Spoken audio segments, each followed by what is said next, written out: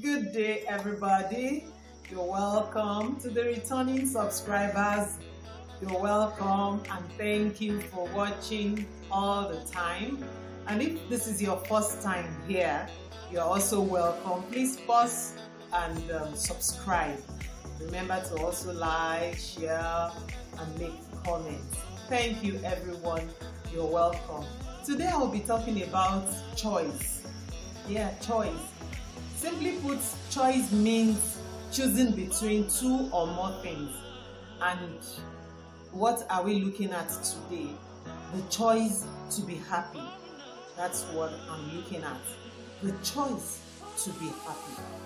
You can choose to be happy. You can also choose to be sad. It's your choice. You might say, but it's the situation. When bad things happen, I'll be sad. Yes, I know that bad things do happen. They are part of life. Even the Bible says many are the afflictions of the righteous. But the Lord delivered him from them all. So, at times, bad things will happen. At times, good things will happen. So when good things happen, it's very easy to be happy. You'll be rejoicing, you will dance, you will sing. And when bad things happen, it's also very easy to be sad. It's just very, very easy. But now the choice is yours. When bad things happen, you will now choose, deliberately decide to be happy. No matter the situation, no matter how bad it is, it's always good for you to choose happiness. The Bible says, Proverbs 17:22, it says, a merry heart doeth good like medicine.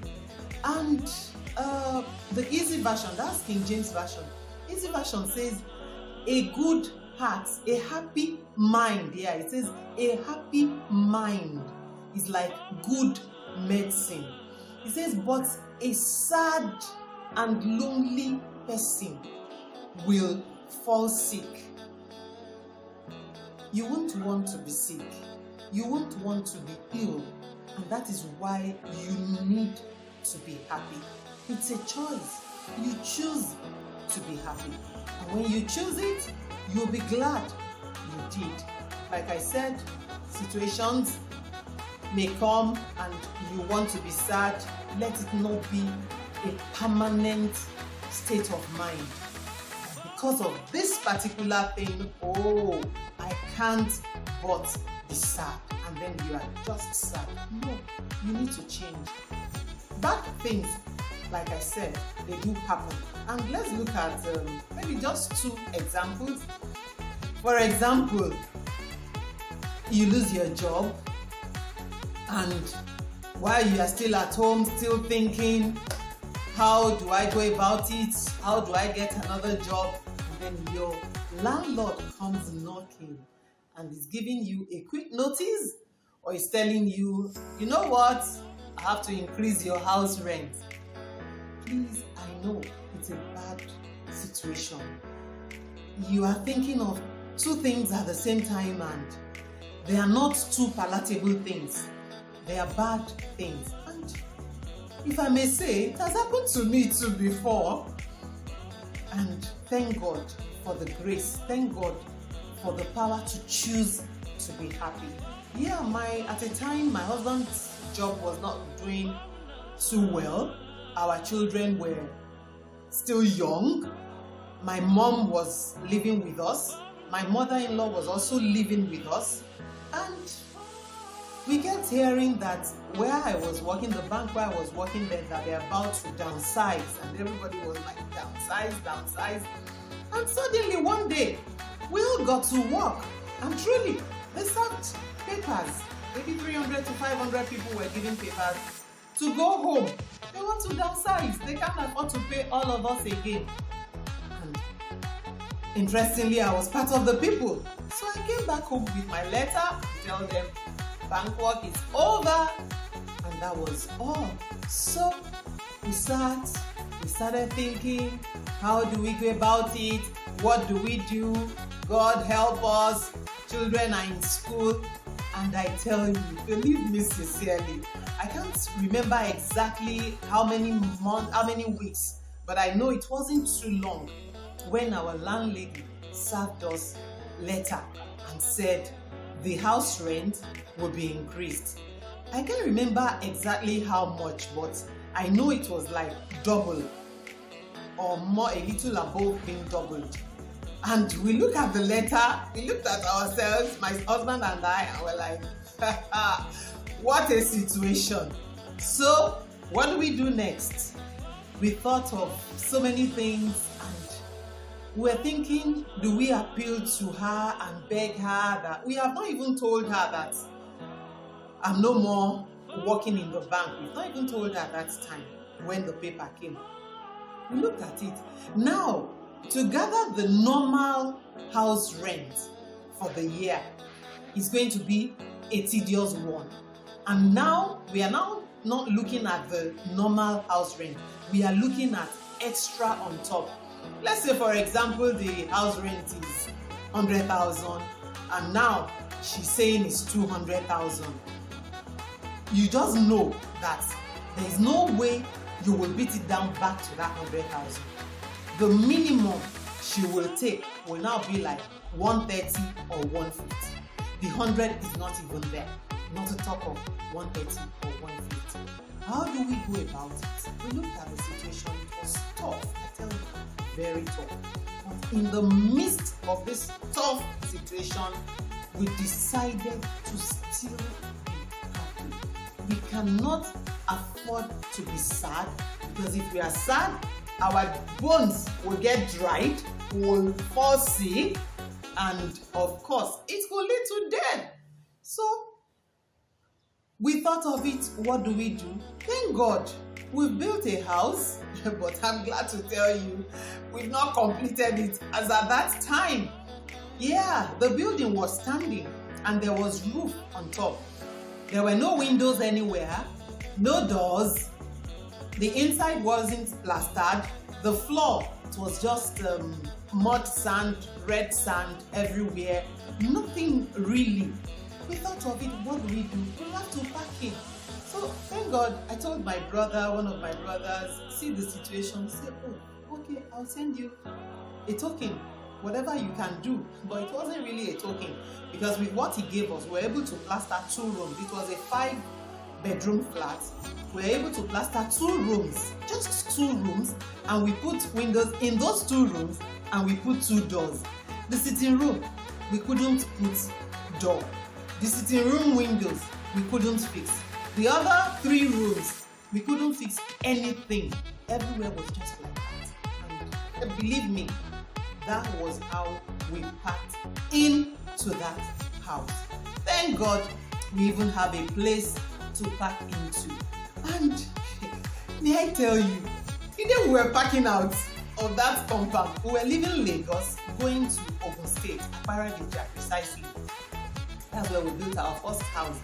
The day we were leaving, in fact, before we even left, a few days before the time we will leave, I've gone around telling our neighbors, we are moving out. Oh, where are you going? We are going to our house. Oh, congratulations. They didn't even know. That is an uncompleted building. See the joy in my face.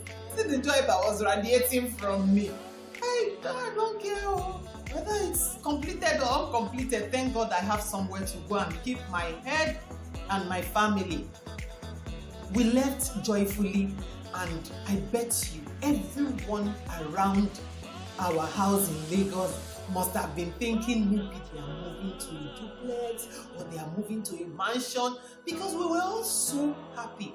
And that was how we left, arrived in this uncompleted building, offloaded our things, started arranging, and all our neighbors around came. There were not too many houses around there then. They all came, welcomed us, you're welcome. Even without door in our sitting room, everybody was just walking in. We packed our things, put our seat there, arranged the things, and we were living happily in an uncompleted building. I think the happiness, the joy was too much that our neighbors could not comprehend that we have come to stay.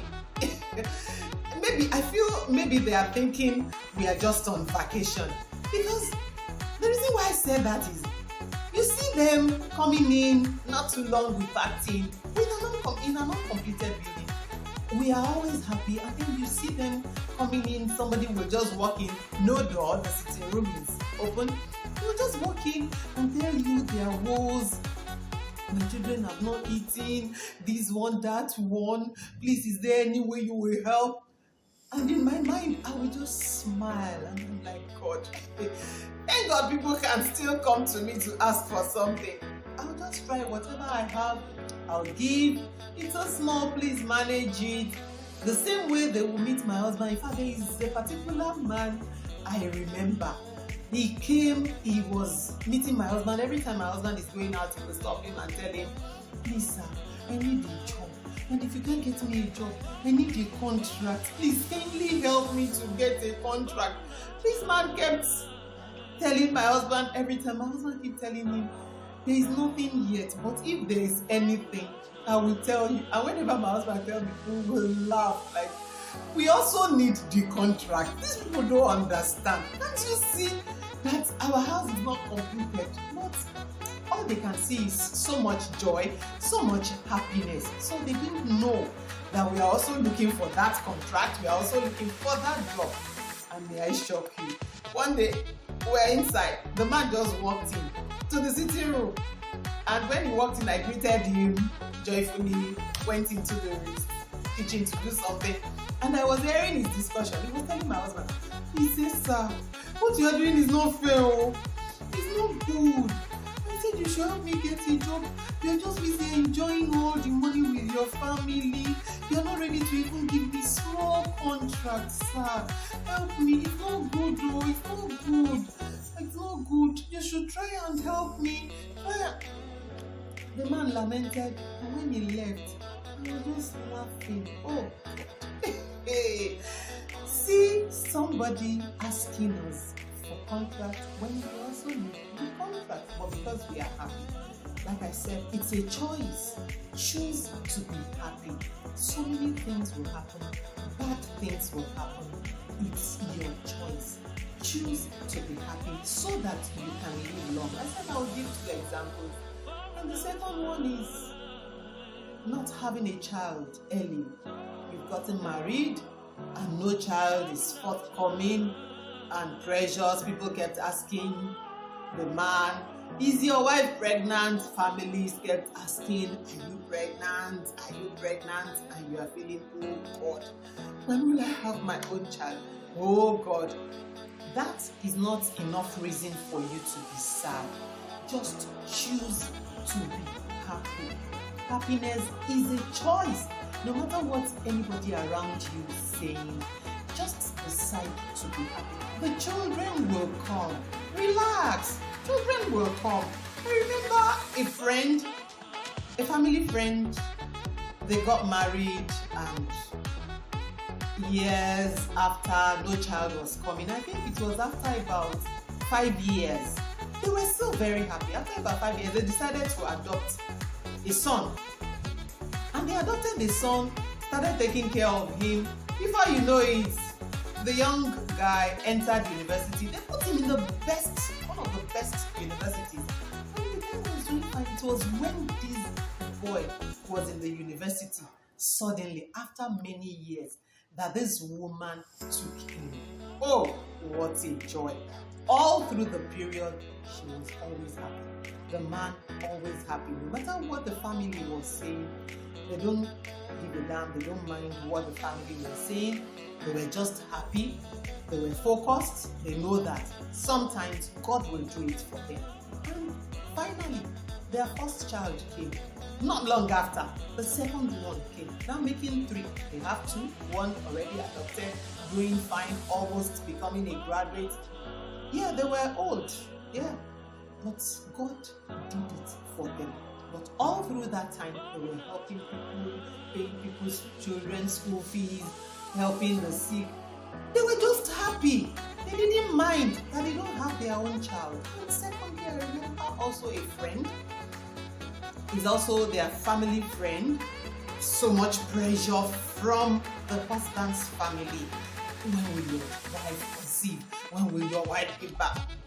One day, he sat back, and when people came, he told them, he said, please, his own family, he told them, he said, please, tell everyone in my family that I said they should not come here and come and ask me again, when will my wife conceive? It is none of your business. If you are coming here to greet me, you are welcome. But if you are coming here to ask me when will my wife conceive, or what am I doing about it, or you will take me somewhere, I'm not going anywhere. I've gone to the doctor, we've been to the doctors, and they told us we are both fine, we don't have any problem, the children will come. It's God that gives children, and please, we are happy. And that's how he told them. Nobody should come knock my door to come and tell me when will your wife conceive. And that ended the story. It's been 25, 26, 27 years now. They don't have any child yet, but they are happy and they are together and they are enjoying their life. Please choose to be happy. Nothing should tamper with your joy. And the last example I will give, I don't even know whether to say it's a sad one. I don't know what qualification to give to that story. It's my friend that told me the story of her mother's friend. True life story. Her mother went to school, university, she finished with this, her mommy's friend. Her mother got married, the other lady got married. In no time, the mother started giving birth, the other lady, no child was forthcoming. And years, and then the pressure started from the husband's family. Your wife cannot conceive, your wife cannot conceive, your wife cannot give birth. It was tough, very tough. At first, the man was resisting and was like, we've gone to hospital, they said nothing is wrong with me, nothing is wrong with my wife, people should just relax, we'll give back. But at the time, I don't know, somehow the man gave up and they brought a young lady for him, to marry. And the man agreed. This woman, well educated, doing very fine, she couldn't stand it. She was so sad. I mean, so sad. She talked to the husband. Why can't you allow us to wait a little more? The man said, if this one gives me a child, it will become our child. And if there are many, they will become our children. The woman couldn't stand it. The sadness was no joke. She was so sad. One day she packed her things, went, left, rented an apartment, and started living alone. She was still very sad, and she did something that wasn't good. Somewhere along the line, in her own house, she became a prostitute, if I may use that word. Any man comes in, sleeps with her, she goes to work, she goes with everybody. She doesn't care anymore. She was just living anyhow, and time was going. Before you know it, I think it was over 20 years, 22, 25 years was running, and she was already over 50, well over 50. And suddenly one day, she went to work. And on getting to work, she walked a little, stood up, and somehow she fell, she slumped. And the people there took her to the hospital. And on getting to the hospital, they checked, tried, treated her, did all manner of tests. No malaria, no fever, nothing. They did all manner of tests. And she was still unconscious. They were just trying, and somewhere along the line, one of the doctors was like, do we do pregnancy tests? And others started laughing. Look at her face. This woman is old. She's not a young girl anymore. She's not a young lady. The guy said, let's just do it. We can't say, let's just do it. And they did the pregnancy tests. Mama was pregnant. 3 months pregnant. And they now started doing everything they needed to do. Finally, she gained consciousness, and when she stabilized, they told her, "Ma, you are pregnant." She laughed. She said, "I can't be pregnant. I can't be pregnant." I said, "No, we've done the tests. You are pregnant." She looked at them. She said, "Okay." She was really confused. Pregnant? Pregnant for who? So many men all around me. I don't know who is who. I can't even believe it now. So she left the hospital when she recovered. They gave her medicine, all manner. She took it, went to another bigger hospital, did tests to confirm she's pregnant. She went to a third place, a lab, did scan, did everything. They told her she's pregnant. Finally, she went back and she wept. She wept. After all these years, after my husband had thrown me out of the house, I'm not pregnant.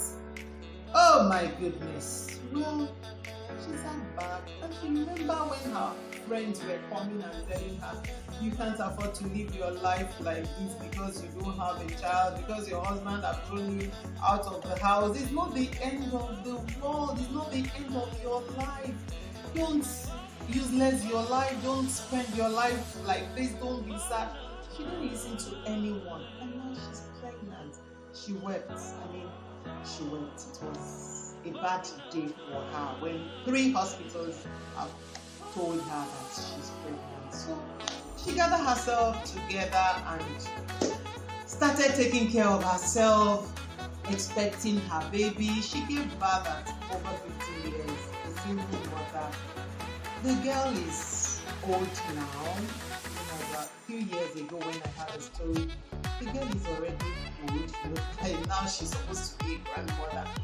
The girl is doing very fine and she's married, she's graduated. So please, don't kill yourself over any issue. Don't be sad for any reason. Choose to be happy. Choose to live long. God bless you. Please don't allow your phone to dry. I love you. See you next Saturday. Please don't forget, click subscribe, like, share, make comments. God bless you, love you, and be happy.